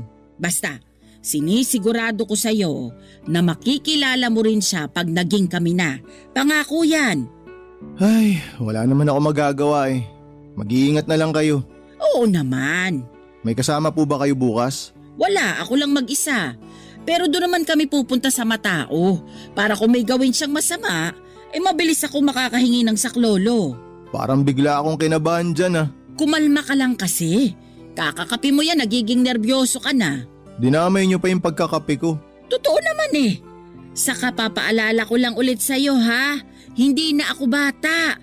Kung umasta ka parang nagkapalit na tayo ng posisyon na. Paano pong nagpalit ng posisyon? Na parang ikaw na ang magulang sa atin tapos ako na yung anak. Ganun ba yun? Oo kaya. Huwag ka na kasing mag-alala. Dami-dami ko ng pinagdaanan sa buhay kaya marami na rin akong alam. Sige na po, sabi niyo Pero mama, tanong ko lang, saan niyo po ba nakilala yung lalaking yun? Sa Facebook. May dating app na pala dun ano? Ayun, sinubukan ko lang naman. Tinuruan din kasi ako ng mga tita mo. Ay, sina tita talaga. Sila na naman pala may pakana. Huwag mo na silang sisihin. Kasi tinulungan din naman nila akong makapag-move on. Panay nga ang hingi ng despensa, gawa nung nangyari sa amin nung lalaking pinakilala nila sa akin. Ayos din po talaga yung bonding nyo no? Maghanap ng karelasyon nyo. Aba oo. Saka gusto lang din naman nila na makita akong masaya. Bakit ma? Di po ba kayo masaya? Masaya naman. Pero iba pa rin kasi kapag may makakasama ka sa buhay. Siyempre, darating ang araw na magsisipag-asawa na kayo ng kapatid mo. Tapos bubukod na kayo ng bahay. Pag nangyari yun maiiwan akong mag-isa. Kaya ko naman. Pero mas kaya ko kung may katuwang ako sa buhay.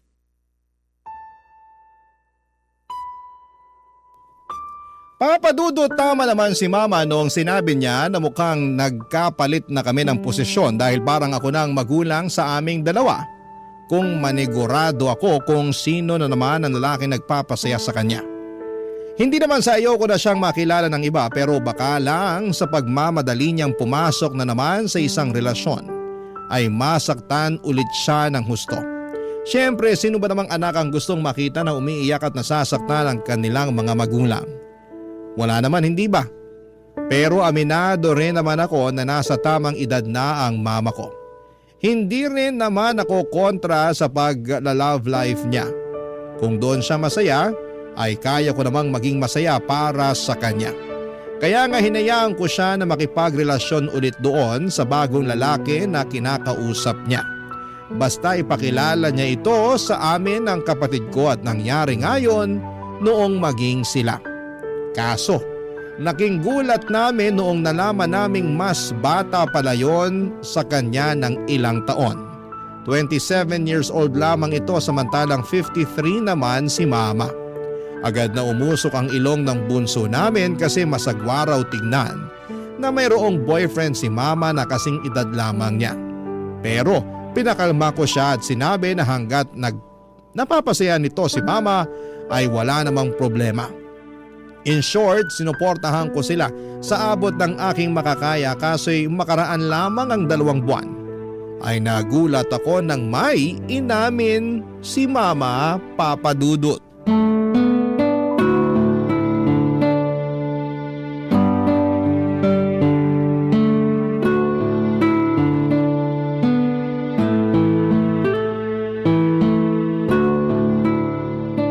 Ma, napansin ko parang nung isang araw pa kayo malungkot ah.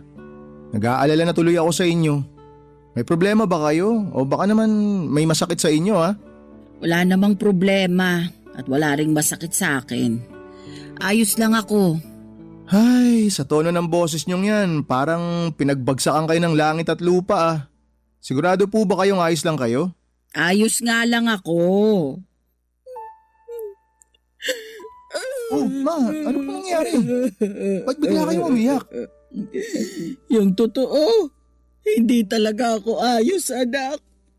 Nagkukunwari lang akong ayos. Kasi ayoko naman na mag-alala kayo sa akin ng kapatid mo. Pero pansin po kasi talaga namin na hindi kayo ayos eh. Kaya nga tinanong ko na kayo ngayon para malaman kung anong nangyayari sa inyo. Tahan na ma. Sabihin nyo na lang sa akin kung ano bang nangyari. Hiwalay na kami ng boyfriend ko. Ha? Paano nangyari yun? Eh di ba nung nakaraang linggo lang nag-date pa kayo? Ang saya-saya nyo pa nung kinukwento nyo sa akin na pumunta kayo sa isang magandang restaurant sa Tagaytay. Oo nga, kaya hindi ko rin akalain na pagkatapos ng masayang pangyayaring yun, kasunod na nun yung malungkot at masakit. Bakit ma? Ano ba nangyari? Nang babae po ba siya? Oo, pero hindi lang yun. Kasi inamin niya sa akin na nabuntis daw niya. Ay, anak ng tokwa talaga oh. Kumalma ka lang, Lexer. Paano ako kakalma ma? Nabubwisit ako dun sa lalaking yun. Sinabi ko na yan sa kanya, pero wala na raw siyang magagawa dahil pabor din naman sa kanya yun kasi gusto niya rin magkaanak.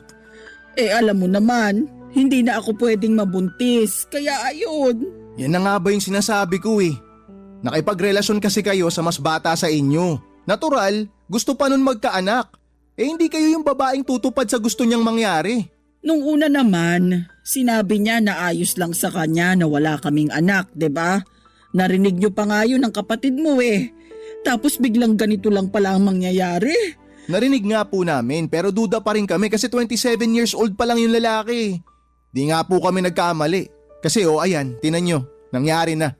Sa lagay, ako na lang palang walang kaalam-alam na pwede palang mangyari to. Hindi naman po sa ganun, pero sana naisip nyo man lang yun. Yung bang pwedeng magbago yung isip ng isang tao? Ginawa ko naman ang lahat. Binigay ko sa kanya yung pangangailangan niya. Nandun na po tayo ma, pero hindi pa rin garantiya yun na hindi niya kayo iiwan. Sinasabi mo ba nakaiwan-iwan ako? Bakit? Kasi matanda na ako? Kasi wala na akong kakayahang magkaanak, ganun ba yun? Ay, ma, hindi po sa ganun. Hindi raw ganun. Pero yun rin ang ibig mong sabihin. Okay, sige, gusto niyo pong malaman yung totoo? Sige, sabihin mo sa akin yung totoo. O ngayon ma, magpapakatotoo na ako ha. Tama naman po kayo sa sinabi nyo na matanda na kayo para makipagrelasyon pa.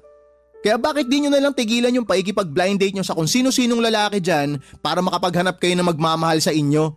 Sobra ka naman sa sinasabi mo. Gusto nyo malaman yung totoo, di ba? O ayan, sinabi ko. Sa lagay, porke matanda na ako, wala na akong karapatang makipag-date. Hindi ko naman po kayo inaalisan ng karapatan na makipag-date. Tumututol ba kami ng kapatid ko? Hindi naman, di ba?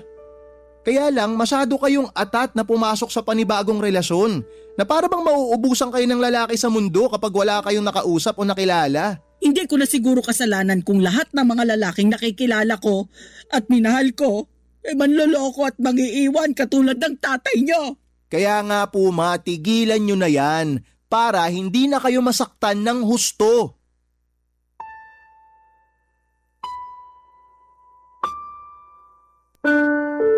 Papadudot galit na galit ako sa kumag na lalaking yon dahil sinaktan at ginamit lamang niya si mama.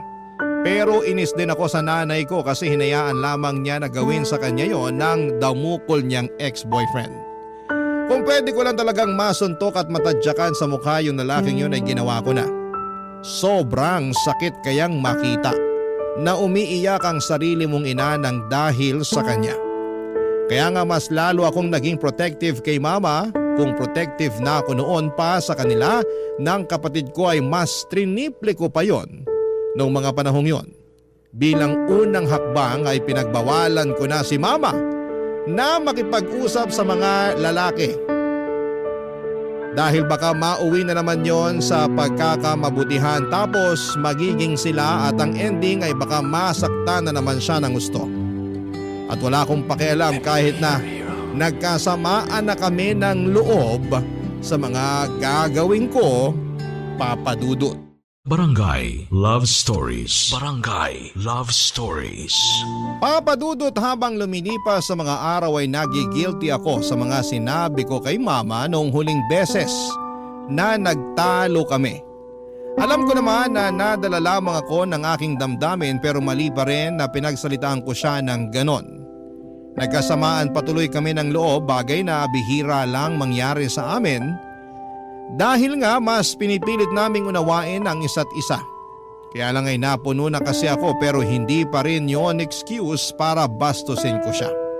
Hindi nga nagtagal ay nagkabati rin kami ni mama at bumalik sa dati ang relasyon namin. Pero pansin ko na hindi na siya nag-open up sa akin tungkol sa love life niya o kung meron ba siyang kinakausap na bago. Alam kasi ni mama na magagalit ako sa kanya dahil kung anong bilis niyang makapag-move on. At makahanap ng iba ay siya namang bagal kong makausad. Saka hindi yon ganon kadali para sa akin lalo na ako yung iniiyakan niyang madalas tuwing siya ay nasasawi sa pag-ibig.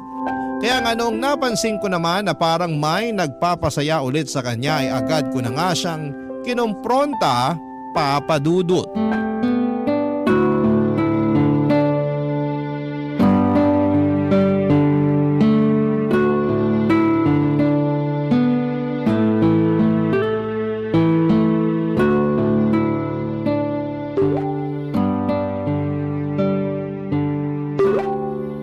Maumamin nga kayo. Ha? Ano nga aminin ko? Sino yung kachat nyo? Kanina ko pa naririnig na tunog ng tunog yung cellphone nyo eh. Tapos nung tinignan ko kayo kanina, ang lapad ng ngiti nyo. Halos mapunit na nga yung labi nyo. Sobra ka naman sa mapunit yung labi. Sagutin nyo na lang po yung tanong ko. Sino yung kachat nyo? Kachat ko yung mga tita mo. Tapos may kinukwento silang nakakatawa, kaya natatawa rin ako. Hindi ako naniniwala sa inyo, ma. Patingin nga ako ng cellphone nyo. Ha? Ayoko nga. Bakit gusto mong tignan ng cellphone ko? Sinasabi ko na nga, be. Nagsisinungaling kayo sa akin. Hindi talaga sina tita yung kachat nyo. Sige na nga. Aamin na ako. Oo, hindi ko naman talaga kachat ang tita mo. Kasi may iba akong kachat. O sino nga yan? Ay wala ka nang pakialam doon ano? Huhulaan ko ah. Bagong lalaki nyo yan no? Ano bang pakialam mo kung oo? Hindi na po ba talaga kayo natuto? Di ba nung nakaraan lang, 2 beses na kayong iniwan at sinaktan? Tapos ngayon meron na naman kayong kinakausap na bago? Ano ba naman yan, ma? Iba naman tong kausap ko dun sa 2 nanakit at nang iwan sa akin ano? Saka nag-uusap pa lang naman kami. Ibig sabihin, kinikilala ko pa siya ng husto bago ko siya papasukin sa buhay ko. Ang usapan natin, titigilan nyo na yung paikipag-usap sa kung sino-sinong lalaki. Usapan natin? Wala akong matandaan na pumayag ako sa usapang yan. Baka sinabi mo lang kasi gusto mo akong pagbawalan na makipag-usap at makipagkilala sa iba. Ano naman kung gusto ko kayong pagbawalan? Masama ba yun? Para sa inyo rin naman yung ginagawa ko?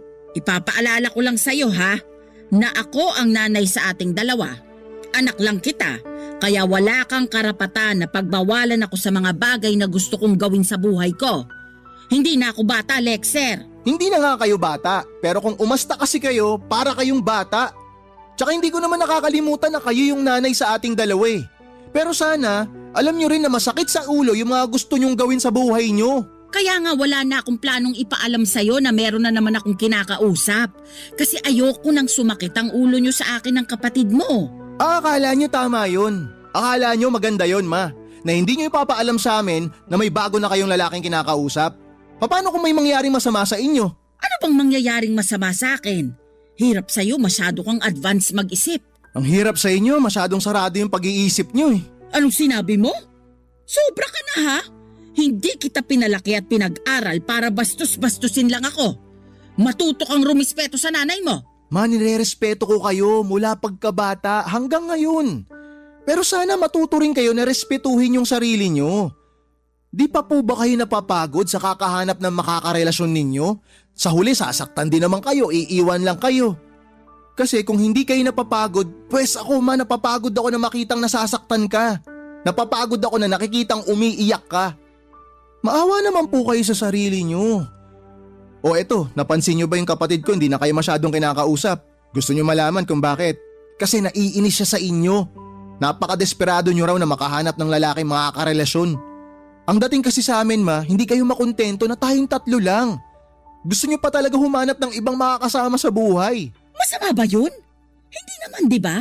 Saka sinabi ko na sa'yo noon na kapag nagkaasawa na kayo ng kapatid mo, bubuko din kayo ng bahay. Tapos maiiwan akong mag-isa rito. Hindi mangyayari yun kasi hindi kita iiwang mag-isa. Anong ibig mong sabihin? Kahit na mag-asawa ako, isasama pa rin kita sa bahay namin. O kaya dito kami titira ng magiging asawa ko. Kasama nyo. O naku, pwede patigilan mo ako sa kagaganyan mo.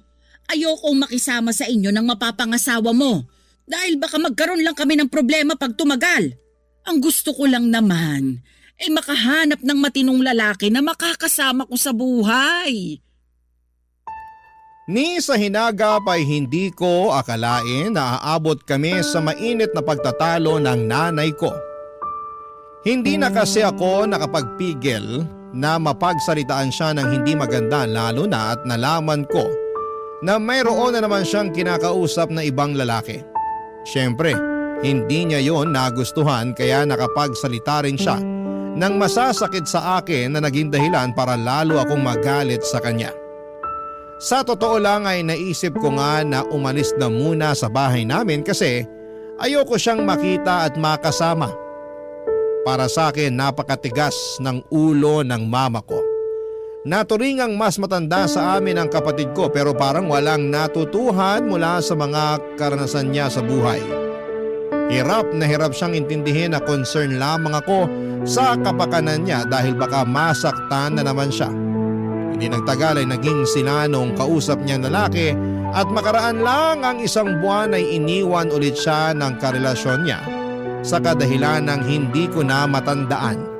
Basta, nakita ko na lamang na umiiyak siya at agad na nagsumbong sa akin.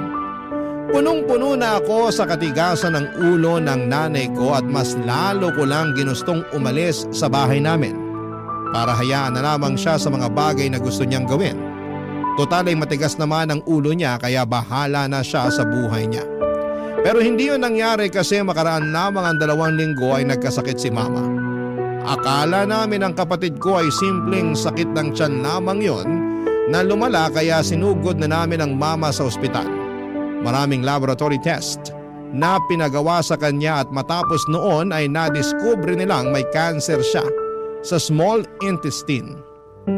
Sobrang nabigla kami ng kapatid ko nang malaman yon at agad na gumuho ang aming mundo.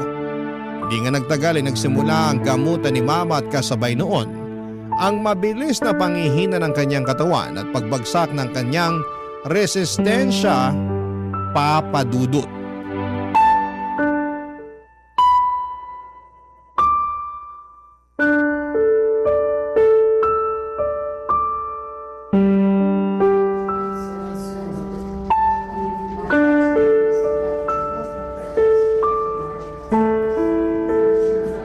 Hindi ko akalain na sa ospital natin sasalubungin ang bagong taon na anak. Akala ko pa naman doon ulit sa bahay natin. Tapos sama-sama tayong 3 ng kapatid mo. Sama-sama pa rin naman po tayong 3 May. Ang kaibahan lang nandito tayo ngayon sa ospital. Ay, hanggang kailan ba daw ako rito? Gustong-gusto ko na kasing umuwi sa bahay natin. Ma, kung ako lang ang tatanungin, gustong-gusto ko na rin po kayong iuwi. Pero sabi po kasi ng doktor, kailangan niyo po muna magpahinga dito. Hindi pa kayo pwedeng lumabas ng ospital. Grabe naman yun. Wala naman akong plano na tumira rito sa ospital habang buhay. Mas makakabuti naman po na nandito kayo para nababantayan kayo ng doktor. Masyado po kasing mabilis yung pagkalat ng kanser eh. Kaya parang alanganin kung iuuwi ko kayo sa bahay. Sobra naman yung Diyos. Kasi binigyan niya pa talaga ako ng ganitong klaseng sakit. Ang bata-bata ko pa para mamatay. Hindi pa po kayo mamamatay, ma. Kaya nga po nagpapagamot tayo eh. Tsaka alam namin ang kapatid ko na may himala. Pag-agalingin po kayo ng Diyos. Basta wag lang po kayong tumigil na manalangin sa Kanya. Naniniwala po ako na kahit mukhang imposible totoo na merong himala. Pag-agalingin ka ng Diyos, ma.